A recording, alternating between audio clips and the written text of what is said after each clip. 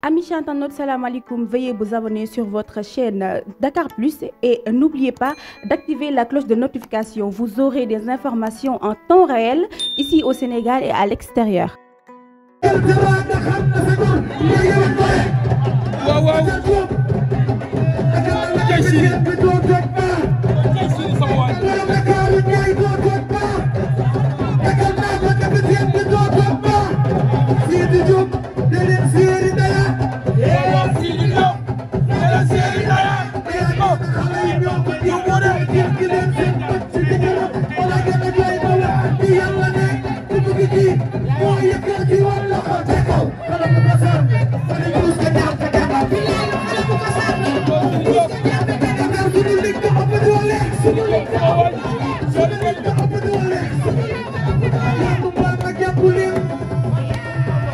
Sama jaay wul Siri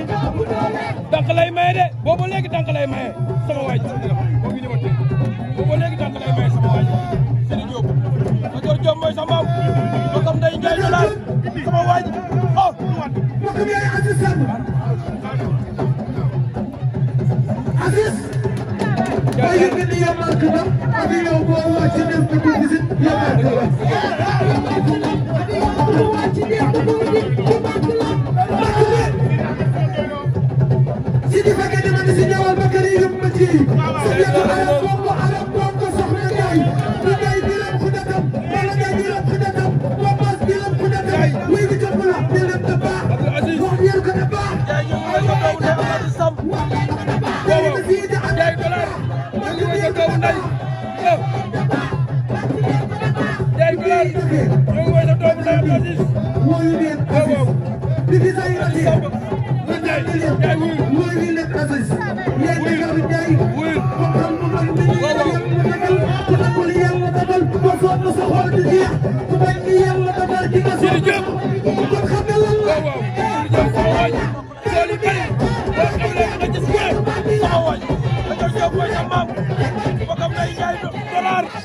sama waay jaay yi noonu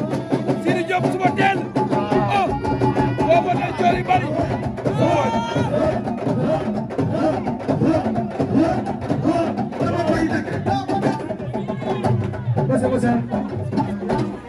Siri Diop kenn dina lu tax Karba Mbaye sa doone biram jigéen sama xarit waaye sunu papa ji toog ma daal jël suma teel moo tax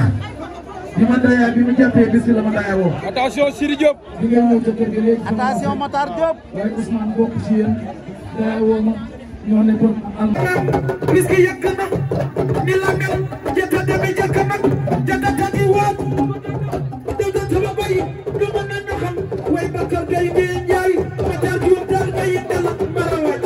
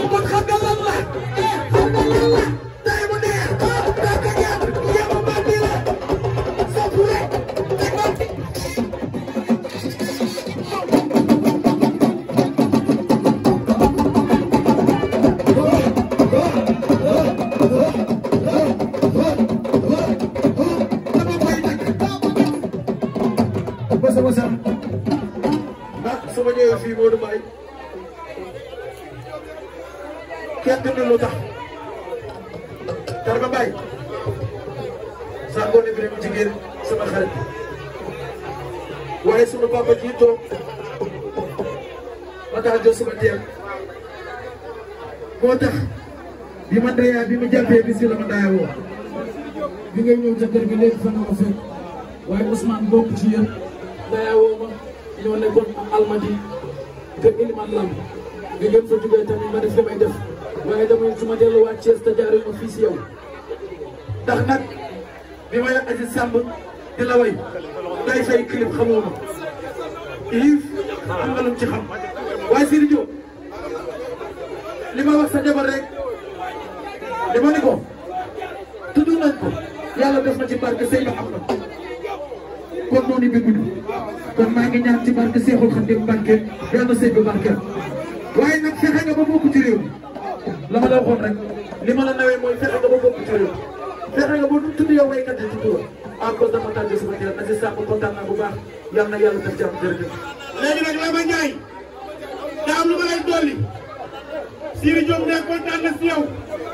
léegi Lama Ndiaye soo dama lay jox waay sama waa jaa ngi noonu waaw léegi dama ni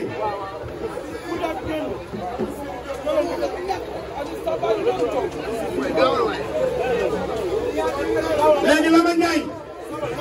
yow da ngay xale bu baax nekk ci réew mi wax ci ba bokk dama ni dégg leen ma wax yow doo wax ngeen àndal doo wax xale bi lu mu nar doo wax tey seen xol tàkk da ngay wax lu ñu mën a dégg loo waral ñëpp bëgg la léegi dama bëgg Aziz ma tar suba teel Lama Ndiaye gaa yaa ngi nii tàppal ci ñoom daanaa lu ndaw day jàpp ci kilifa bu mag ku ne ci réew mi jàppale ndaanaan ya. léegi ba tax a suba teel may naaw da am lu seen noonu te gàddeel moom ak am na lu ci xam presque am na lu ci xam léegi may naa ko signé naa suba teel léegi signé naa ko. waaw léegi dégg nga loolu Lama Ndiaye ne si ne suba teel la bokk Lama Ndiaye suba teel la bokk soo doon pusoo ñëwal. man de dama war a ñëw nag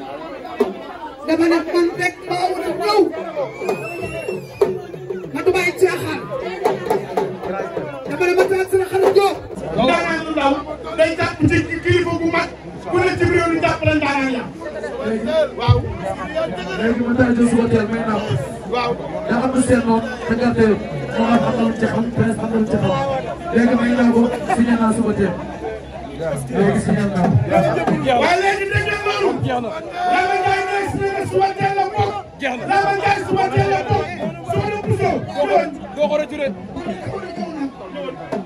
dama ne man rek maa war a ñëw waaw. man du ma ay caaxaan dama ne ma taal sama xarit Diop dina ñëw pour soxla si la waaye ah da ngay wax ci fekk di tax may dem may leen ñu tuuti ma ne Moustapha Diop may leen ñu tuuti may leen ku baax si di xale la bi mu ñëwee nag mais ci sama loxo la ko teg ak ji bi dara amee day ñëw kër de kii boo xam ne mën a dégg wala ñibbi man tey ma koy dégg daal di yàgg sama rek yow fii dafa am maa ci mbég maa ngi yow bu amoon suba teel def na waxi man seen kaaraay wax de dana Moustapha Diop ma si laa mi ta booy laa mi ta booy ma tey ma war ko ma yaay ma ca tey ba Amis internautes, salam alaikum. Veuillez vous abonner sur votre chaîne Dakar Plus et n'oubliez pas d'activer la cloche de notification. Vous aurez des informations en temps réel ici au Sénégal et à l'extérieur.